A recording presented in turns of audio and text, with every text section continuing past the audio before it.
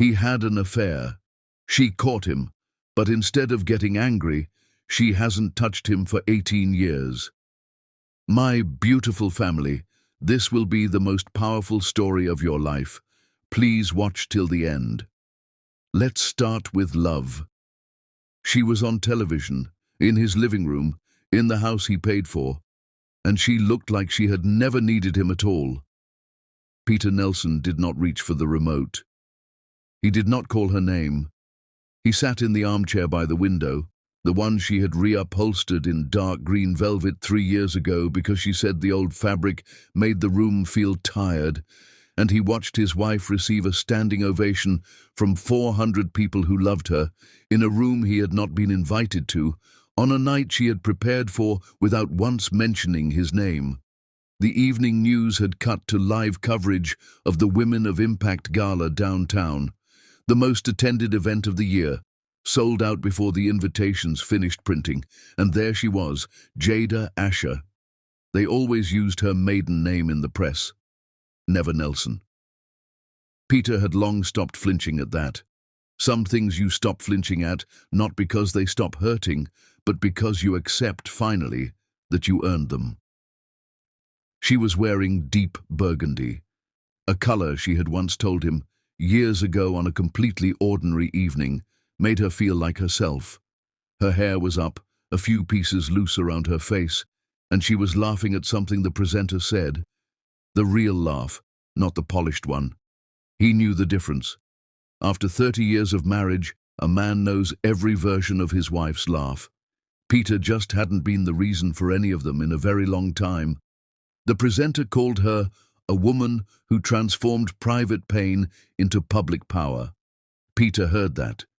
He sat with it the way you sit with something that has your name written on it, even though your name was never spoken. The room on that television rose to its feet before Jada even reached the microphone. She stood there for a moment, not performing humility, but genuinely absorbing the moment, the way she absorbed everything, completely and without waste. Then she smiled, and the camera caught it close, and Peter thought, not for the first time, that she was the most composed human being he had ever known. Not cold. She was never cold. Just held together in a way that had taken him too many years to understand had nothing to do with him. She leaned into the microphone, and the room settled. "I want to talk tonight," she said, "about silence." Peter settled. Not the silence of giving up, not the silence of a woman with nothing to say. I want to talk about the other kind, the silence a woman chooses when she decides that her energy is too valuable to spend on noise, when she decides that what she builds matters more than what she burns down. She paused, long and deliberate, and the room held its breath inside that pause. I want to talk about the silence that builds empires. The applause started before she finished the sentence. Peter sat back in the green velvet chair and thought about a Tuesday evening 18 years ago. He thought about strawberries in a colander under cold running water. He thought about a phone left on a kitchen counter. He thought about dinner, a dinner she cooked and served and laughed through and cleaned up after, on the night his life should have exploded and instead went completely, devastatingly, permanently quiet. He had been waiting for the explosion ever since. It never came. What came instead was this woman on this screen, 400 people on their feet, the particular, specific loneliness of a man who had been handed the most extraordinary thing in his life and had treated it carelessly and had not even been given the dignity of a dramatic ending. No slammed door, no screaming match to replay in the dark. Just a woman who decided, in the silence of a 4 o'clock morning she thought he didn't know about, to become something the world couldn't look away from. The camera cut to earlier red carpet footage. A reporter, microphone raised, asking Jada what drives her. Jada looked directly into the camera. "The woman I almost wasn't," she said. "I almost became someone who let one moment define her. I almost let one wound be the whole story. I am grateful every single day that I didn't. I am grateful that I chose to build instead." Peter turned off the television. He sat in the dark for a long time. Then he walked to the hallway. On the wall, framed and level, was their wedding photograph. Jada was 26 years old in it, laughing the real laugh. Peter was looking at her like a man who could not believe his luck.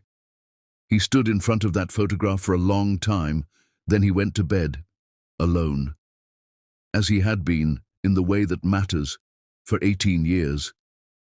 Have you ever watched someone you love become extraordinary and known deep down, in the part of you that never lies, that you were the reason they had to? Sit with that question, and stay with Jada and Peter. The next chapter will change how you see everything. Please subscribe to the channel and hit the bell so you never miss what happens next in this story. Chapter 2. The Tuesday. There are moments that divide a life into before and after. Most people feel them coming. Jada Asher did not. She was washing strawberries, humming a song she couldn't name, thinking about whether she had enough cream for the sauce. It was an ordinary Tuesday in October. Peter's phone was on the kitchen counter. She had no reason to look at it. She was a woman making dinner in the home she loved, with her children upstairs and her husband due in 40 minutes, and nothing on her mind more serious than the sauce. The phone buzzed. She glanced at it the way you glance at anything that moves near you, without intent, without suspicion, without a single premonition that she was about to step into the before and after moment of her entire life. The message was from a woman's name she didn't recognize. It wasn't long. It didn't need to be. 6 lines of text, and inside those 6 lines was a warmth, casual, private, built over time, that told Jada everything before she finished the 3rd line. There was a reference to a specific weekend. The weekend Peter had spent at a work conference in the city. She remembered ironing his shirts for that trip. She remembered the exact way he kissed her goodbye at the door, and the specific way he said, "Don't wait up," as he pulled it closed behind him. There was an inside joke in the message, the kind that takes months to build between 2 people. Jada read it in less than 10 seconds. She set the phone back on the counter exactly as she found it. She stood at the sink with her hands still raised, water dripping from her fingers, and looked out the window at the backyard she had spent an entire spring planting, the rose bush by the fence, the 2 chairs on the patio, the light going golden and soft over all of it. Beautiful. She had made it beautiful. And she thought with a strange, terrible clarity, so this is what it feels like. Not cinematic. Not the way she had imagined heartbreak would feel when she was younger and thought she understood it. Just a slow, enormous settling, like a building that doesn't collapse all at once, but begins, quietly and irreversibly, in the foundation where no one can see it. She dried her hands. She called the children to the table. She finished the sauce. She set out the plates. She poured water into the glasses, and Peter walked through the door at 6:42 and hung his jacket on the hook and said, "Something smells incredible." And Jada looked at her husband and said, "Wash your hands, it's ready," and heard her own voice come out completely normal and marveled, distantly, at what a person can hold while sounding completely normal.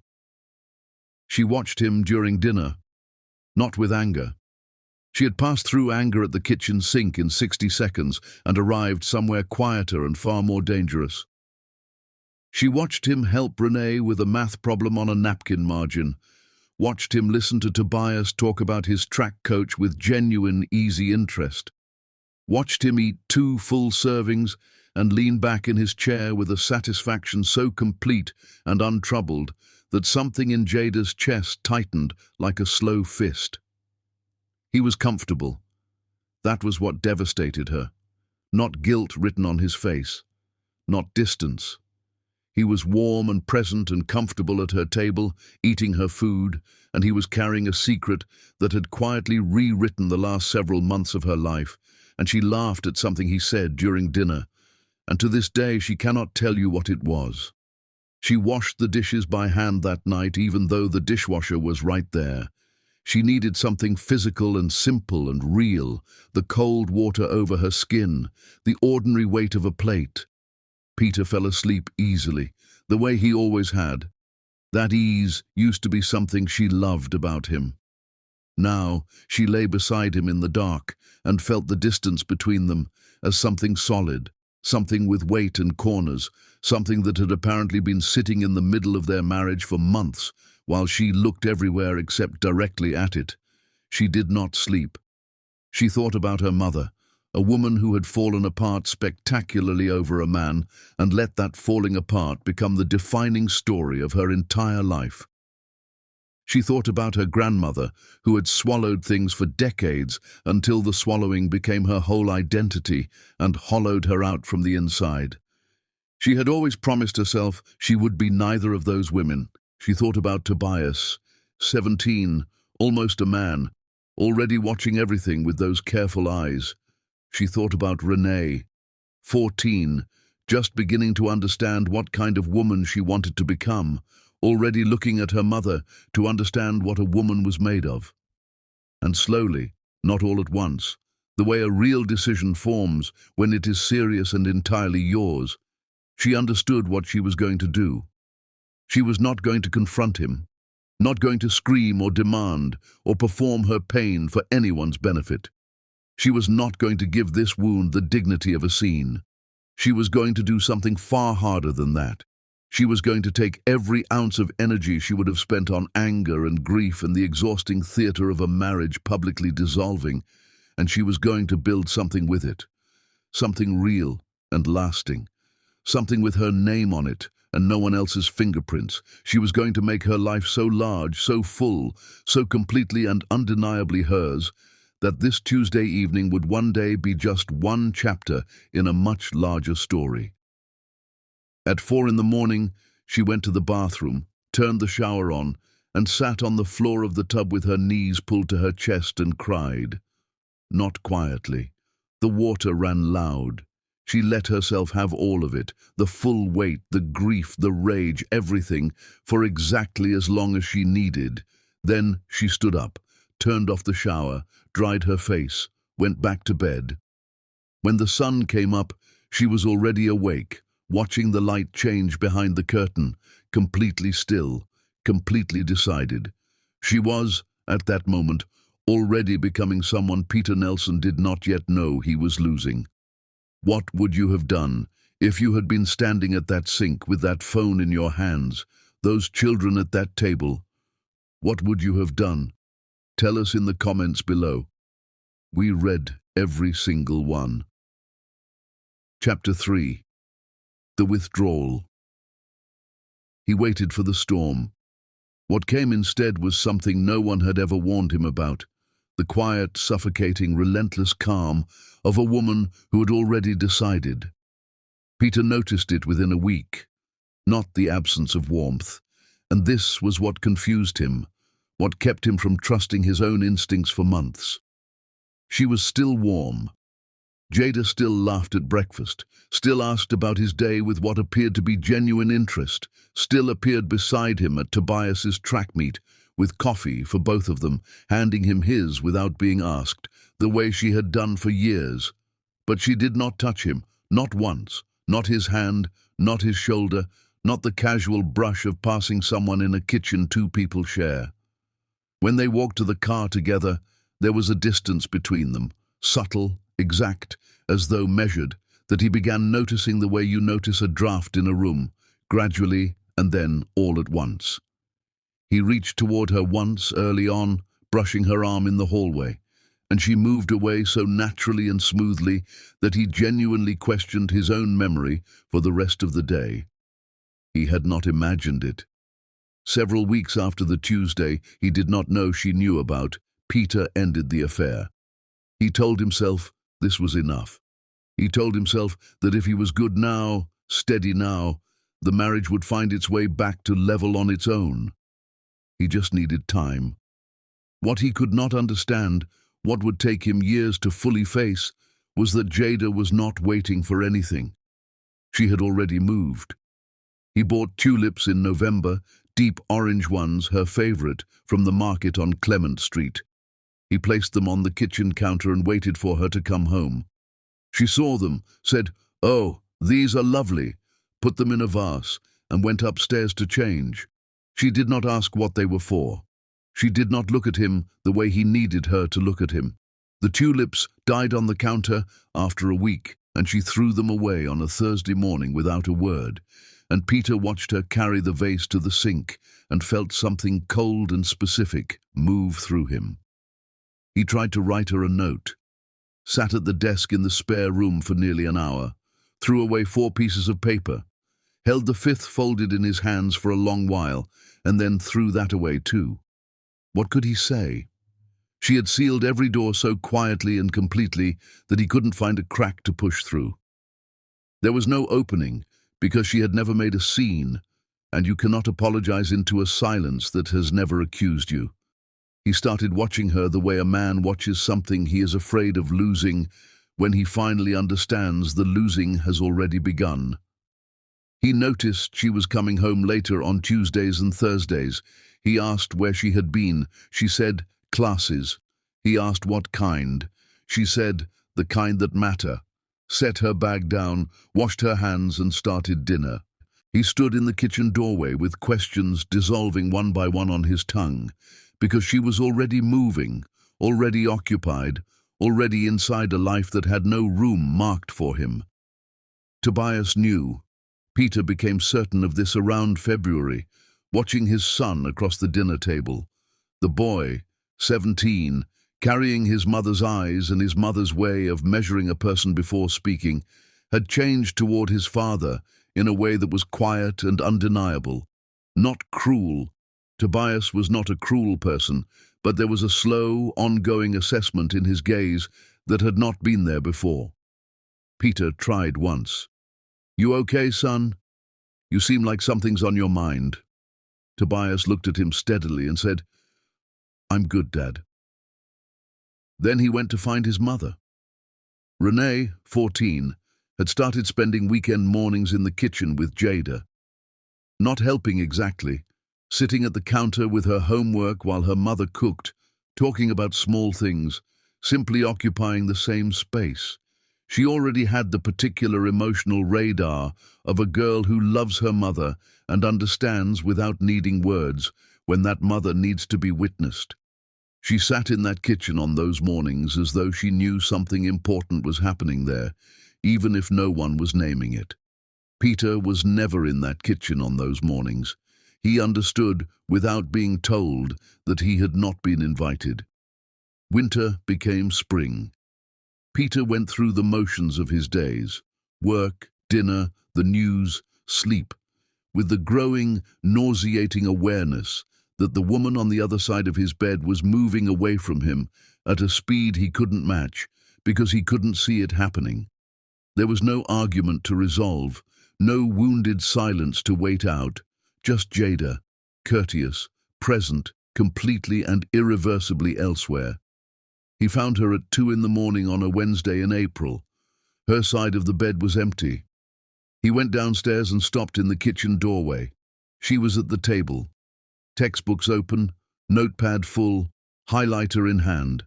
A cup of tea, long gone cold, pushed to one side. She was completely absorbed, bent over the page, writing with the focused intensity of a woman who is building something from scratch and has decided that nothing, not exhaustion, not loneliness, not the lateness of the hour, is going to slow her down. She did not hear him come in. He stood in that doorway and looked at his wife, lit by a single lamp, alone in the quiet of a house where everyone else was sleeping, studying at 2 in the morning for a degree she had enrolled in without telling him, and felt something he had no clean word for. Not just guilt, something larger. The specific permanent grief of watching someone you love become larger than you, quietly, in the small hours, without asking your permission and without looking up. He went back to bed. He lay in the dark, and for the first time since the Tuesday he still hadn't acknowledged he knew about, Peter Nelson cried. She never knew. By morning, she was in the kitchen making breakfast for the children, humming a song he couldn't name. He was sleeping in the same bed, eating at the same table, living inside the same walls. And he had never been more alone in his life. Have you ever been surrounded by the people you love and felt completely invisible because you made yourself that way? Chapter 4 is where Jada stops surviving and starts ascending. Chapter 4. Asha Interiors. She did not announce it. She did not ask permission. She did not wait for the right season or the right sign. Jada Asha simply began, and the beginning was so quiet that Peter almost missed it entirely. He almost missed the whole thing.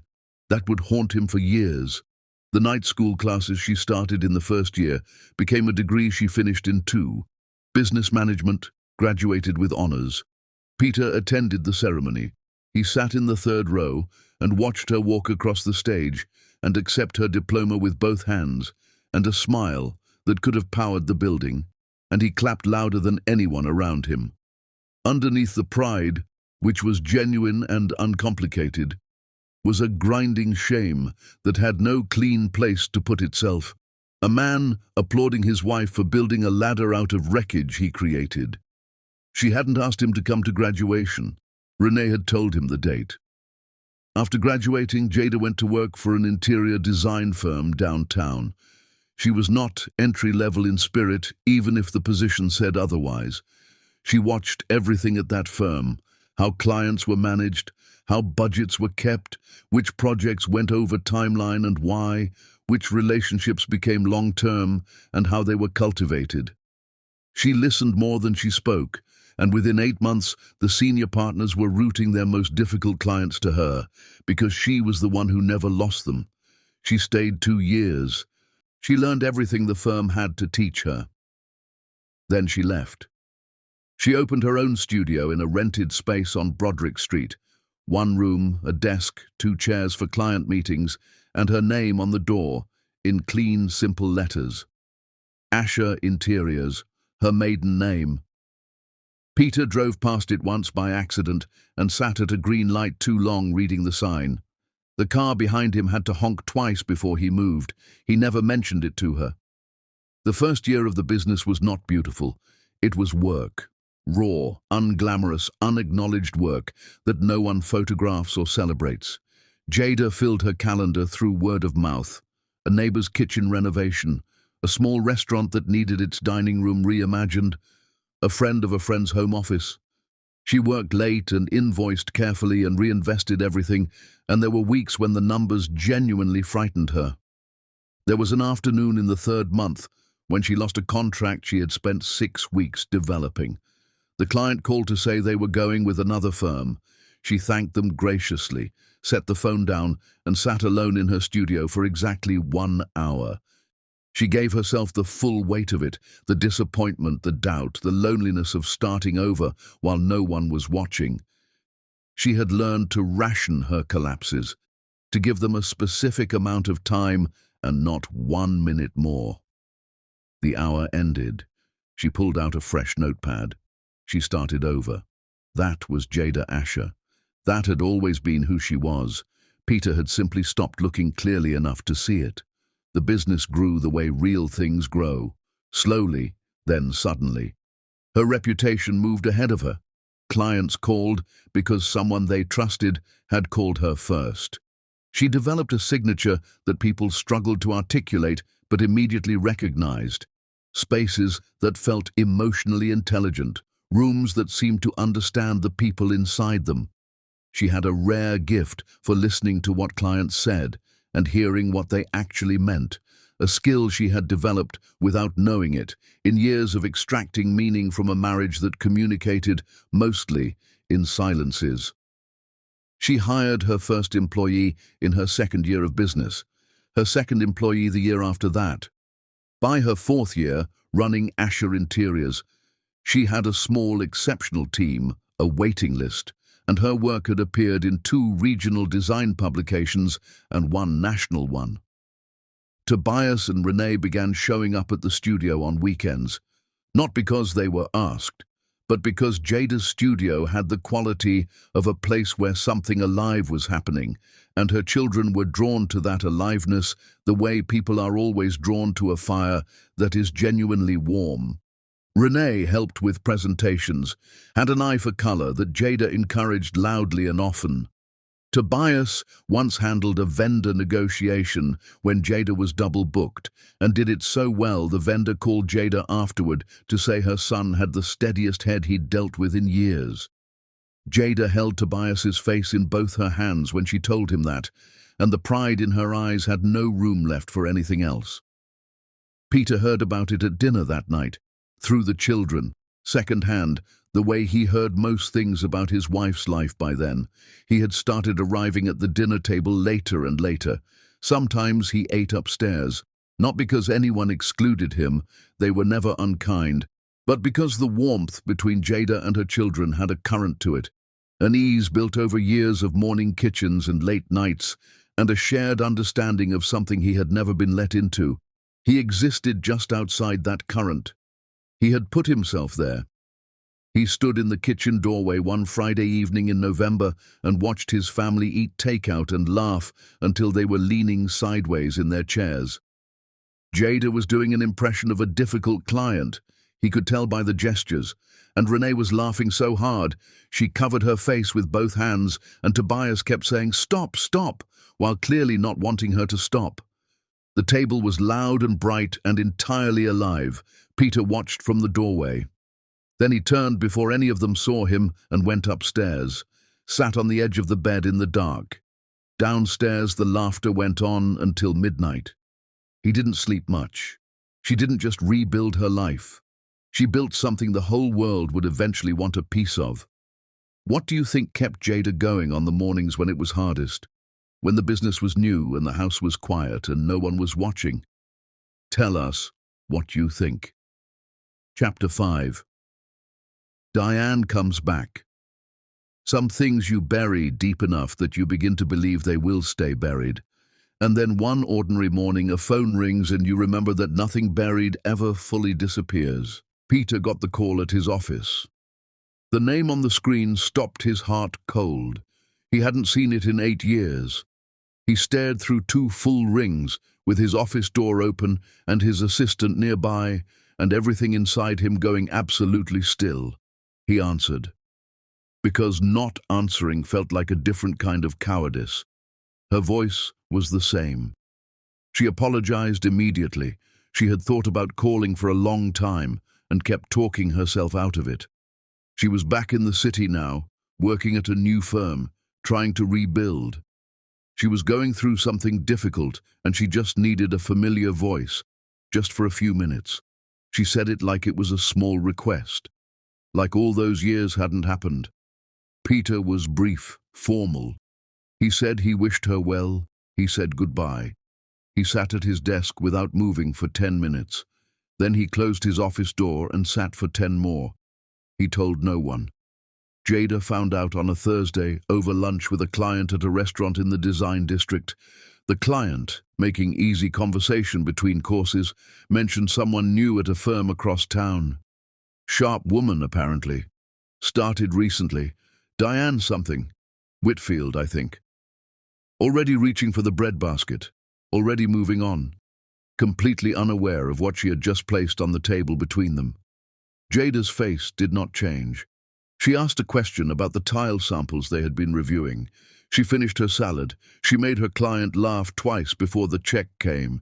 She paid, walked to her car, sat in the driver's seat with both hands on the wheel, and breathed, slowly, with the deliberate steadiness of a woman who has learned that the first 60 seconds after a shock are the most important 60 seconds there are, because what you do inside them tells you exactly who you have become. She drove back to the office. She had a 4 o'clock consultation and she ran it with complete attention.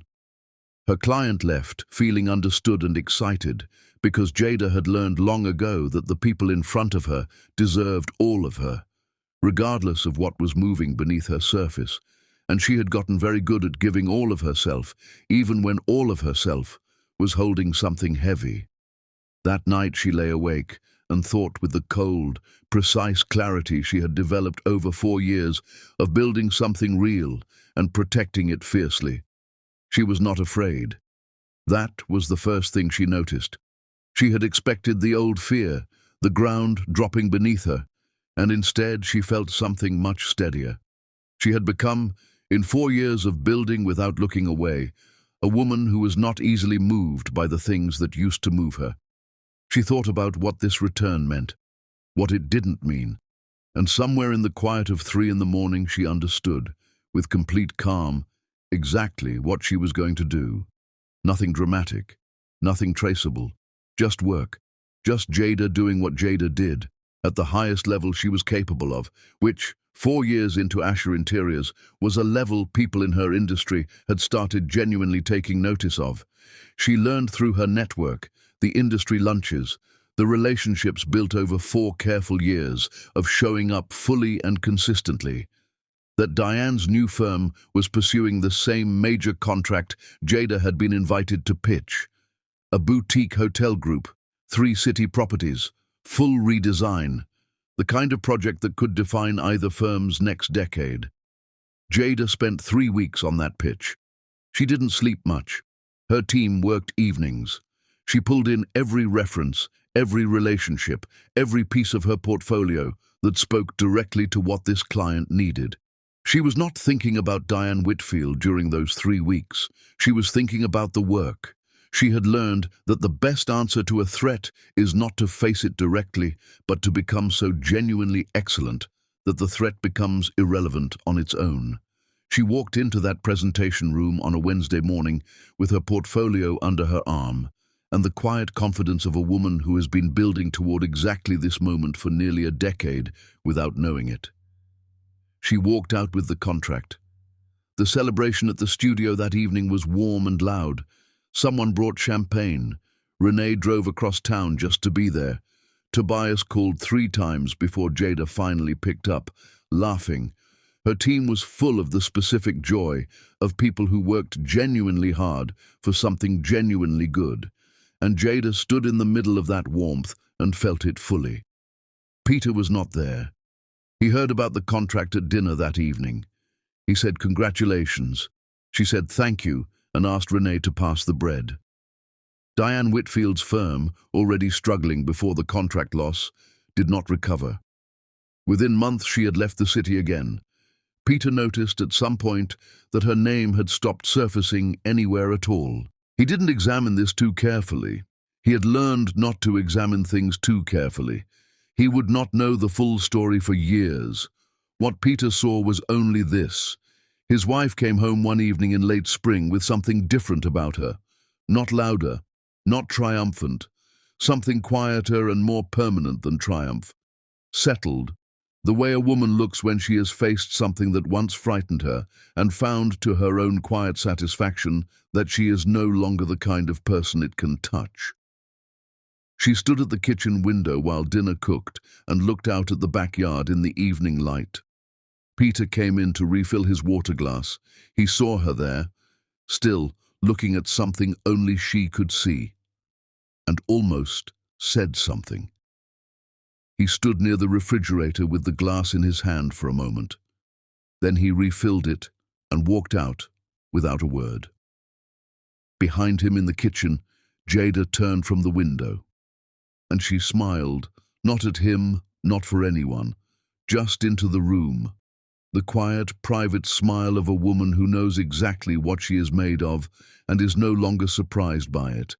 She never raised her voice. She never said the name. She simply became too powerful to compete with. Have you ever had to protect something you built without letting anyone see you doing it? Did Jada handle it the way you would have? Tell us in the comments. Please subscribe to the channel and hit the bell right now, because Chapter 6 is the most emotional chapter in this entire story. Tobias sits across from his father and asks the question Peter has been dreading for years. Chapter 6. Tobias. There are conversations a man spends years dreading, not because he doesn't know they're coming, but because he knows with the slow certainty of someone who has looked honestly at himself, exactly what they will cost him. Peter Nelson had been dreading this one since the night he watched his 17-year-old son look at him across a dinner table with eyes that understood too much and said nothing. That conversation arrived on a Thursday afternoon in October, 14 years after the Tuesday that changed everything. Renee had announced her engagement the previous Saturday, a family dinner full of Jada's cooking and champagne and the particular brightness that fills a room when the person at the center of it deserves every good thing in it. Renee's man was steady and thoughtful and looked at her the way a good man looks at the woman he is choosing. Jada had cried beautifully and held her daughter's face in her hands and said something too soft for the room to hear. Peter had hugged Renee and felt the happiness the moment deserved. Real, uncomplicated, clean. For a few hours, the weight he always carried had simply rested. Then Saturday ended. The weight came back. It always came back. Thursday afternoon, Peter was in the living room when the front door opened and Tobias walked in, still using his key the way he always had, and stood in the doorway in his jacket and looked at his father and said, "Dad, I need to talk to you." Not angry, not cold. The voice of a man who had been preparing for something for a long time and had decided, finally, that the preparing needed to end and the doing needed to begin. "Sit down," Peter said, though he wasn't sure he had the standing to say it. Tobias sat. He leaned forward with his forearms on his knees and looked at his father directly, without looking away. "I need you to tell me what you did to her." Peter's mouth opened. Nothing came out. "I know something happened," Tobias said. "I have known for a long time. I am not going to tell you how. It doesn't matter. What matters is that Renee is about to start her marriage, and I am somebody's husband, and I need to understand what happened in this house so that I understand what a marriage actually is, so I can make certain I never do what you did." He paused. "I need you to say it out loud, not for me, for you, because I don't think you have ever said it out loud, and I think you need to." The room was completely still. Peter looked at his son, this man who had his eyes and his mother's spine and had grown into someone so much better than the father who raised him, and understood that there was no version of this afternoon where he walked away protected. There was truth or there was cowardice. He had spent 14 years choosing a softer, quieter cowardice, and it had cost him everything worth having. He was done. He talked. He told Tobias about the affair, how it started, the way wrong things always start, slowly, in the space between two people who have stopped paying full attention to each other. And he was deliberate in saying that he did not blame Jada for his choices, not for a single moment, that he was a man who made a terrible choice, and that choice was entirely his own. He told him how long it lasted, how he ended it, how he had believed, in the desperate way of someone avoiding consequences, that ending it quietly was the same as resolution. He told Tobias that he had known, from the very night it happened, that Jada found out, not because she told him, because she made his favorite dinner that night, set his plate in front of him, laughed with their children, said good night, and never said one word. When he said that, his voice broke. He pressed his fist to his mouth and got it back. Tobias did not move through any of it, did not nod or react or interrupt. He sat and listened the way Jada listened, completely, collecting the full truth before saying a single word in return. The resemblance was so exact that Peter had to look away for a moment. When Peter finished, the room held its silence for a long time. Then Tobias said, "She knew that Tuesday. She made you dinner." "Yes," Peter said, "and she never said anything. Not once. Not in 14 years. "No." Tobias looked at the floor and then back at his father. "I want you to understand something," he said quietly and without performance. "Everything you see her being, the firm, the foundation, the woman that 400 people stood up for last month, she built all of that while carrying what you did. every single day. She woke up in the same bed as you and built something the world cannot stop talking about, in the hours you were not paying attention. She did it while being a mother, while being gracious, while being everything to everyone, while never once putting her pain somewhere her children would have to step around it. Peter's eyes were burning. "I love you, Dad," Tobias said. "I'm always going to love you. But I need you to sit with what I just said, not for me, for her, for what she is owed, even if she never asks for it, even if she never will." He stood, picked up his jacket. "Renee deserves to marry into a family that understands what this all cost." He left. Peter sat at the kitchen table with his face in his hands and stayed there.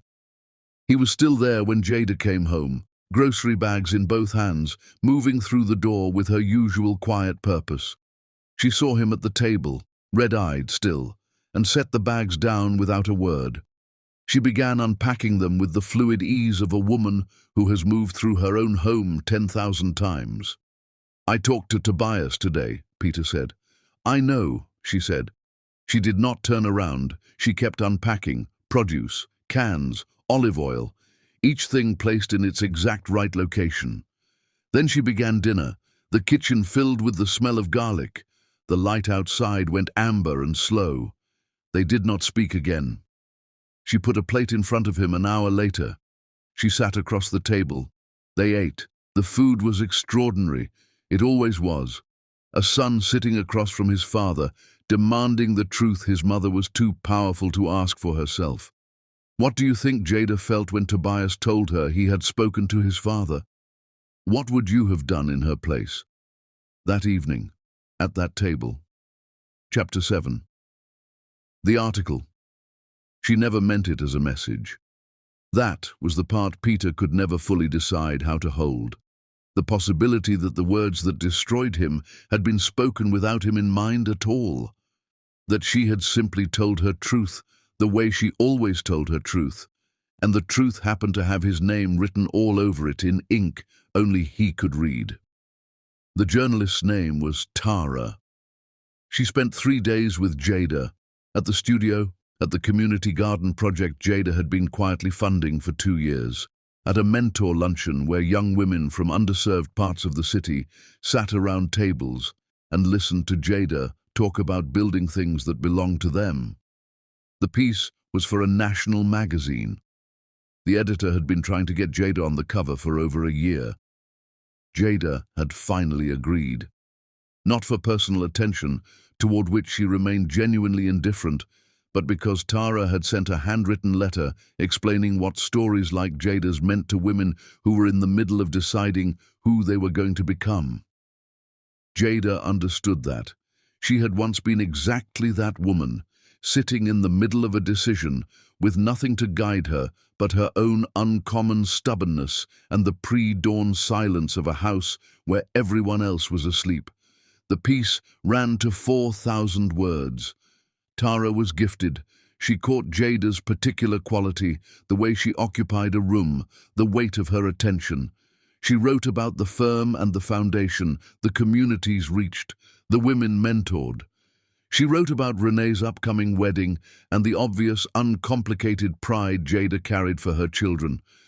She wrote about what Jada's staff said about working for her. She makes you feel like your best work matters to her personally, because it does. And then, near the end, Tara asked about the marriage. Carefully. She was a careful writer. She noted that Jada spoke often of her children, sometimes of her team, rarely of her husband. She wasn't looking for anything private. She just wondered what home looked like after everything that had been built. The interview recording captured 4 seconds of silence. Then Jada said, "My marriage taught me that a woman's most powerful resource is not her anger or her love. It's her standards. Once you decide what you will accept and what you will simply outlive, everything becomes clear." Tara paused. Outlive. "Some things don't need to be fought," Jada said. "They just need to be waited out. And while you're waiting, you had better be building." The article published on a Thursday. By Saturday, it had been shared so widely, the magazine's website crashed for 40 minutes. The quote moved the way only true things move, instantly, without effort, because it arrived somewhere real inside the people who read it. Women sent it to sisters and daughters and best friends who were in the middle of something that needed exactly those words. It was posted on walls and written into journals and read aloud in living rooms. A non-profit put it on a mural. A senator's office requested permission to use it in a campaign. The magazine called it the most shared sentence they had run in 11 years. Peter bought the magazine at a gas station on his way home from work. He saw Jada's face on the cover, through the plastic sleeve, and stood at the rack for a moment, and then carried it to the register without looking at the cashier. He did not go home. He drove to the parking structure on Clement Street, the one near the market where they used to shop on Saturday mornings years ago, before Saturday mornings became another room he was no longer inside, and he parked on the third level and turned off the engine and read the article alone, in the quiet of a concrete structure where no one could see his face. He read slowly. He knew how to read Jada, had always known, even in the years he hadn't been paying enough attention. He could hear her voice in every sentence Tara quoted, the pauses, the measurements, the way she chose every word, the way she chose everything, with complete intention and nothing wasted. He read the quote. He read it again, then a third time. What you will simply outlive. He sat with his hands in his lap and the magazine open and looked at the concrete pillar in front of his car. He was not going to cry in a parking structure on Clement Street. He held that line. But everything in his chest was rearranging itself, making room for something that had needed room for a long time and had never been given it. She was talking about him.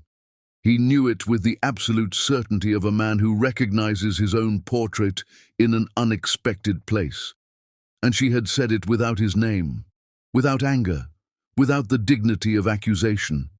She had told her truth about what the experience had required of her, and the truth was so articulate and so clean that it reached 4 million readers without needing any explanation at all. She had outlived him. He was still in the house, still eating at her table, still breathing in the room at the end of the hall.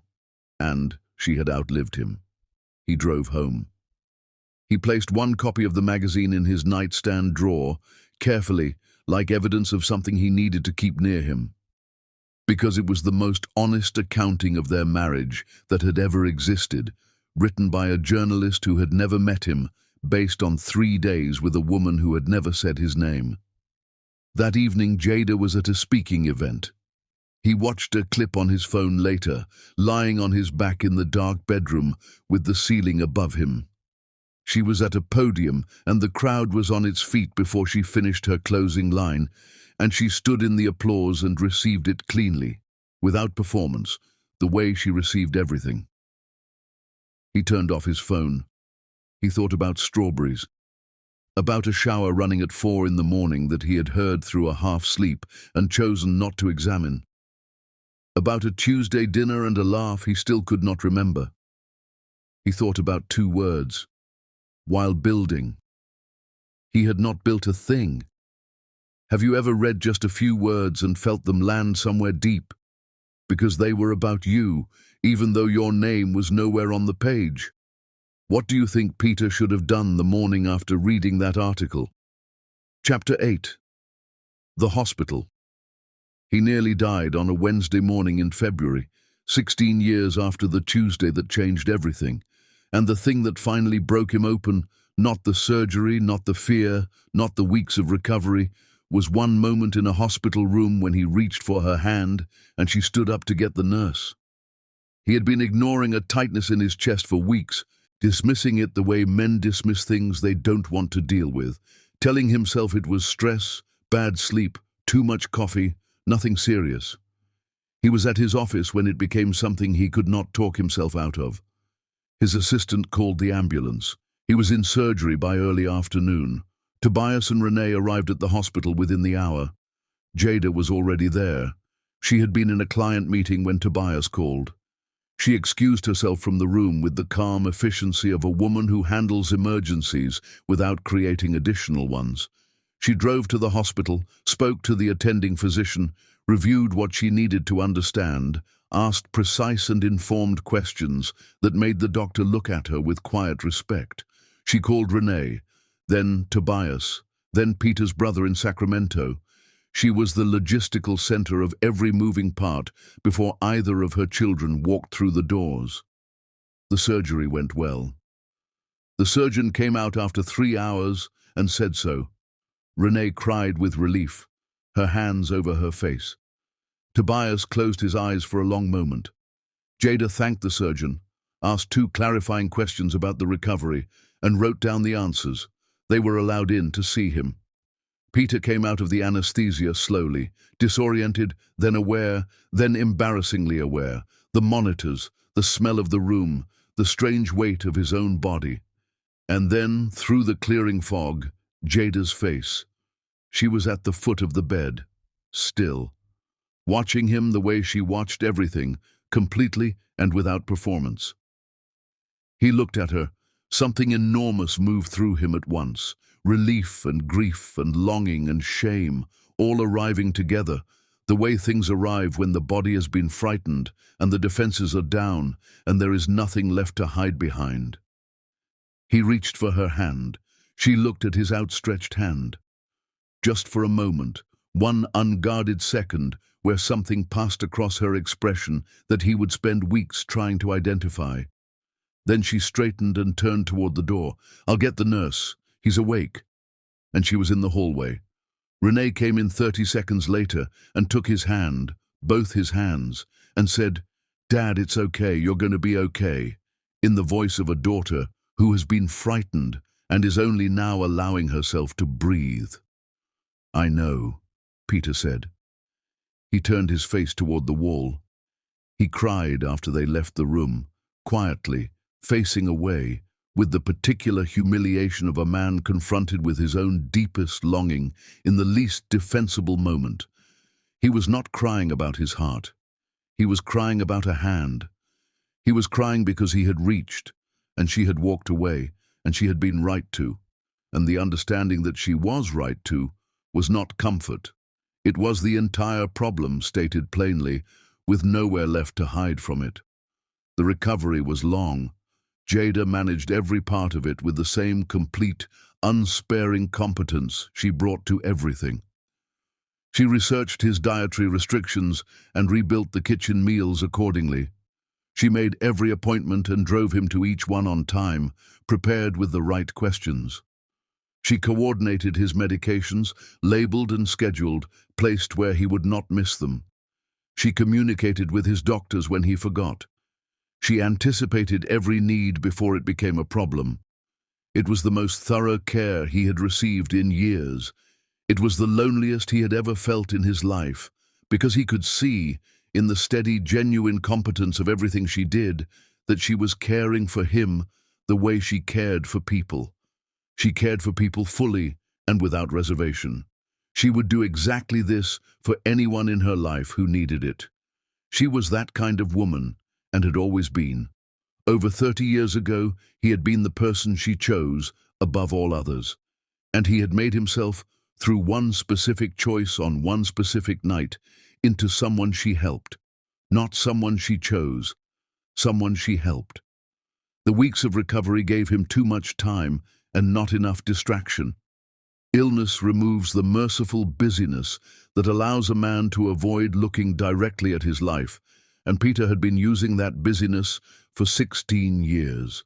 Without it, he sat in the backyard she had designed, in the chair she had chosen, under light filtering through roses she had planted, and looked at all of it, every beautiful and livable thing around him, and understood with the thoroughness that only stillness can produce, that all of it was her work.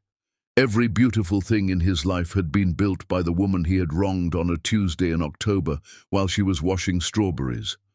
She brought him a glass of water one afternoon, set it on the table beside him without a word, went back inside. The door closed. He held the glass for a long time. The birds came to the feeder she had put up at the garden's edge years ago. small and purposeful, and entirely at home in the world she had made around them. He thought about the recovery room, about his outstretched hand, about her face in that one unguarded second before she turned toward the door. He thought, I made nothing. I have spent years living inside everything she built. The sun moved west. The yard went gold. Inside the house he could hear her voice, warm, engaged, talking on the phone about something that mattered, and he stayed in her garden until the light was almost gone. He sat in the garden she planted, drank from the glass she brought him, and understood, finally, completely, that everything beautiful in his life had her name on it. Have you ever taken something extraordinary for granted and only understood its true value when it was almost gone? Chapter 9. The letter. He started it 7 times. He threw away 6. The 7th he finished only because he had finally run out of places to hide from himself. It was 2 weeks before the gala. Jada was at a foundation event. She had mentioned it at breakfast briefly, and he had said, "Have a good time," and she had thanked him with the courteous pleasantness that had replaced intimacy so long ago he sometimes forgot there had been anything else. The house held the specific quiet it always held when she was gone, different from the quiet when she was home. She brought something into every room she occupied, some quality of presence, and her absence made it visible. He sat at the desk in the spare room, Tobias's old room, then a study, now just a room, with a legal pad and a pen. He had thought about writing to her for years, the way you think about the things you know you need to do and keep not doing. But tonight, something had shifted into readiness. The hospital, the garden, Tobias across from him at the kitchen table, the magazine in the nightstand drawer. 18 years of things accumulating into a weight he could no longer carry without doing something with it. He wrote Jada at the top of the page. Then he sat with that for a while. He wrote a paragraph and crossed through it. Too careful, too managed. He could hear himself performing remorse rather than feeling it, and the performance sickened him. He wrote another, closer, more honest, and stopped halfway through because he was explaining himself, and explanation was not the point. He crumpled that page, stood up, got a glass of water, stood at the kitchen window and looked out at the backyard in the dark. The roses, the feeder, the 2 chairs on the patio they had never once sat in together. He went back to the desk. This time he let go of the management and the self-protection, and he simply wrote, plainly, without rehearsal.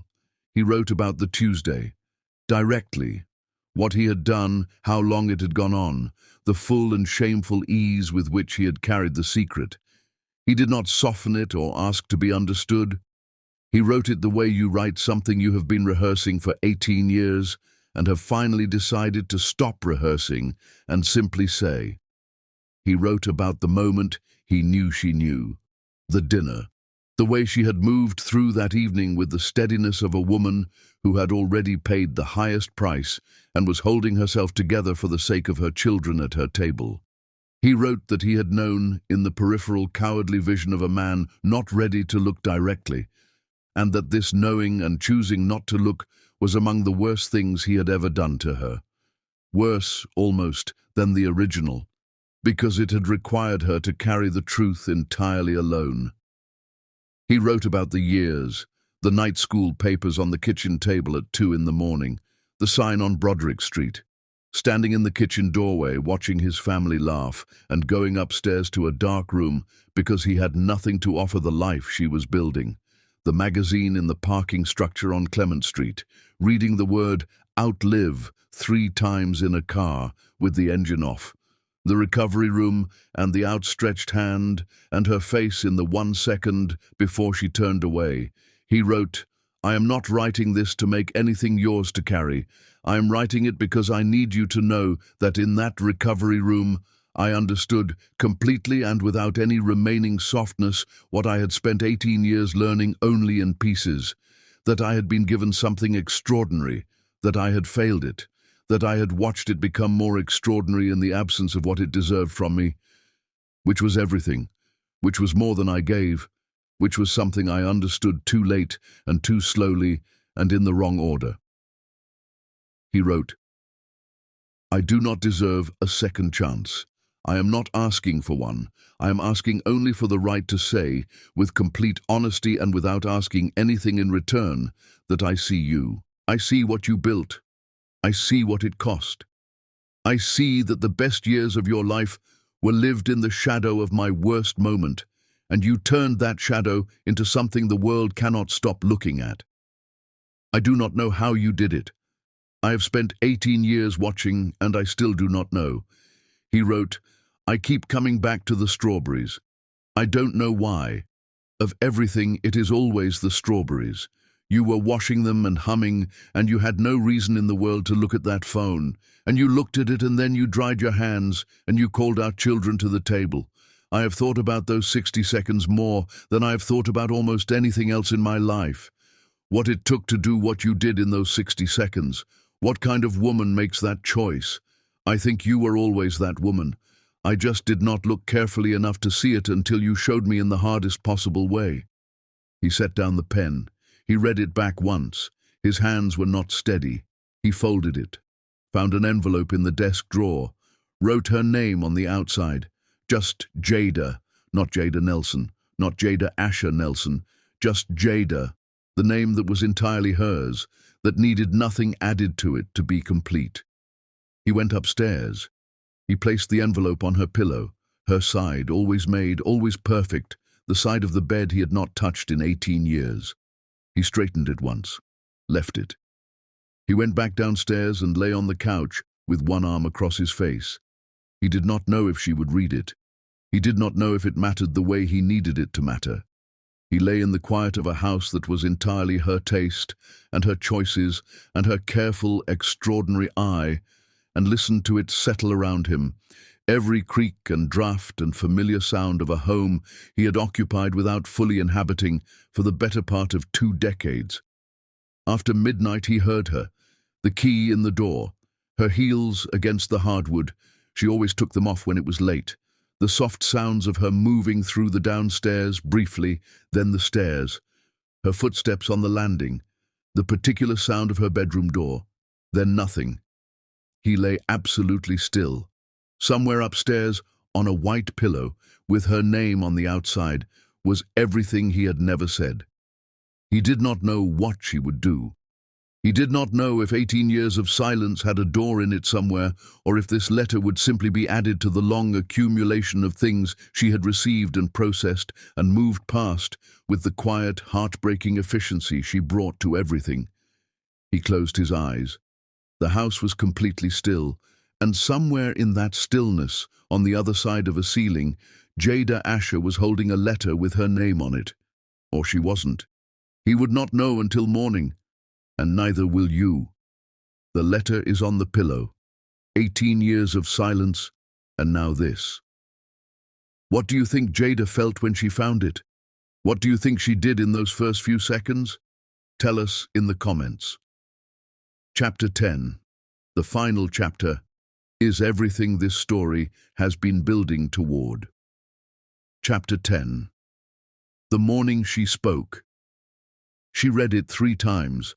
The first time standing, still in her gala dress, one hand holding the envelope and the other pressed flat against the nightstand. The second time, sitting on the edge of the bed with the lamp on, slowly, every word receiving the full weight of her attention. The third time in the chair by the window, in the dark, with the city lights below and the letter held in both hands and 18 years of silence pressing gently against the walls of the room. Then she set it down. She sat in that chair until the sky began to change color. She did not sleep. She did not need to.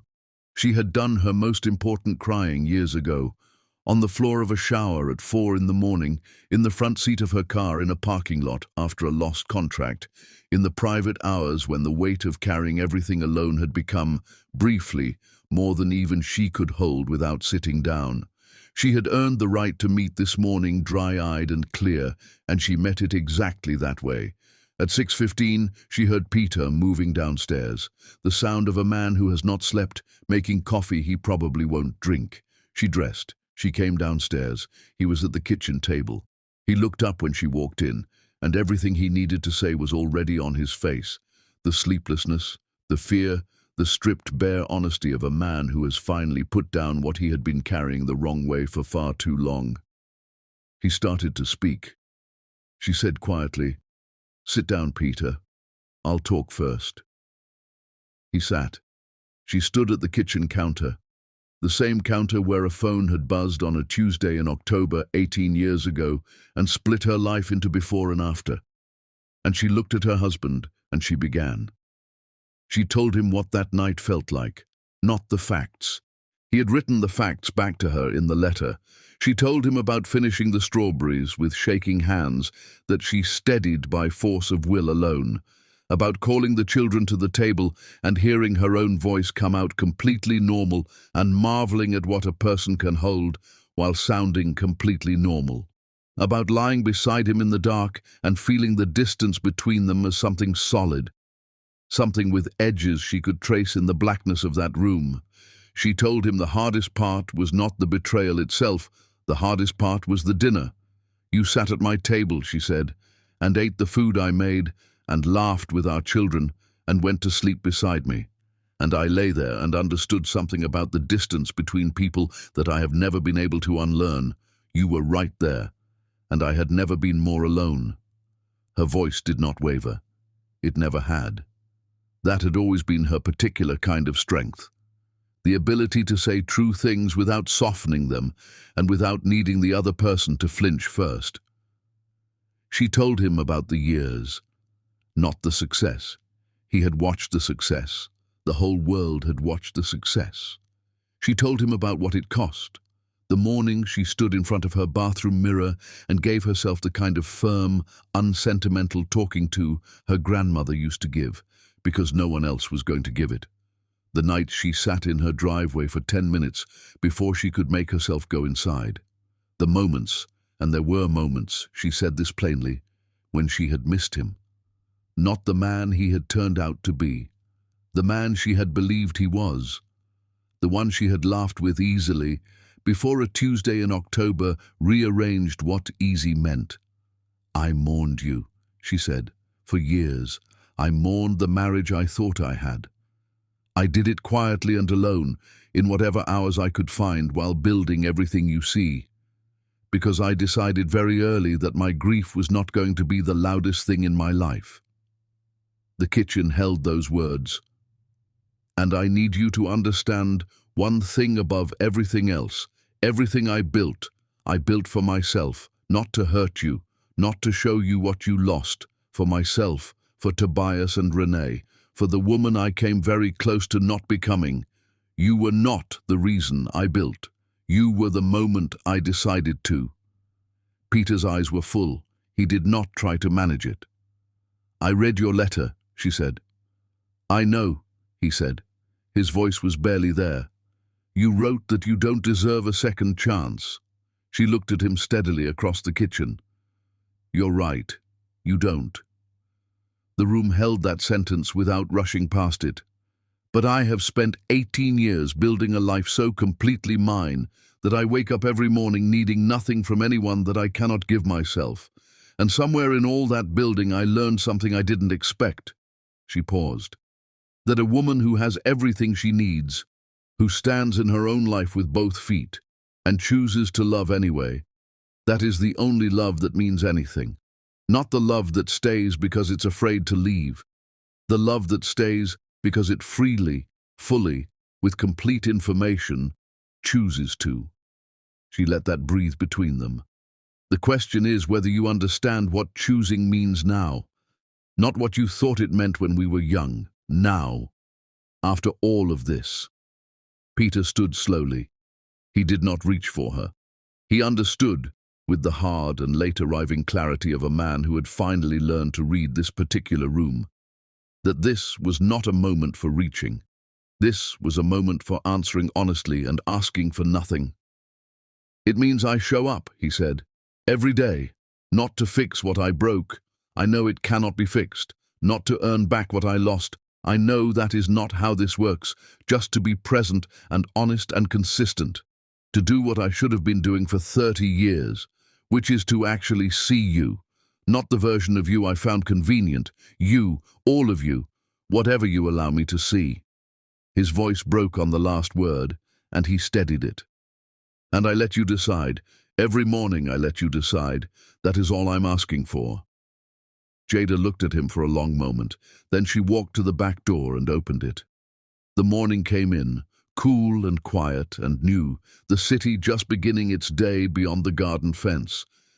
She stood in the doorway with the early light behind her, and she extended her hand. She waited. Peter walked across the kitchen. He took her hand. It was the first time she had let him touch her in 18 years. Her hand was warm. It was the most ordinary and the most extraordinary thing he had ever felt, and he understood with complete clarity that he had not earned this and could not earn this, and that was precisely what made it everything, because she was giving it from a place of such total strength that the giving cost her nothing and meant the world. They stood together in the doorway, looking out at the garden she had planted and tended and made beautiful during the years he was slowly, imperfectly learning what it meant to deserve beauty. The roses by the fence, the bird feeder at the garden's edge, the 2 chairs on the patio side by side that had waited longer than most things wait. He was not forgiven. He knew that. Forgiveness, if it ever came, would arrive slowly, in the small, honest moments of a life rebuilt carefully from the ground up. Not this morning, and not as absolution, but perhaps over time, in the form of consistency and presence, and a man who had finally understood that love is not declared. It is demonstrated, daily, without expectation of reward. But she was holding his hand, and for the first time in 18 years, the wall between them, not the words. They had always had words. The courteous, careful words of 2 people sharing a house, but the real silence, the silence of the heart, the silence that had his name on it, was no longer a verdict. It was a choice. It was entirely hers, and that was what made it everything. She did not take him back because he begged. She chose him because she had become powerful enough that the choice was entirely and completely her own. That is Jada Asher, a woman who lost everything she thought her marriage was and built something the world will never stop talking about. This story was for every woman who ever chose to build instead of burn. You know who you are. If this story reached somewhere real, if Jada's journey meant something to you, please share it with someone who needs to hear it today. Subscribe to the channel, leave a comment telling us which chapter hit you hardest, and we will see you in the next story, because there is always another story worth telling.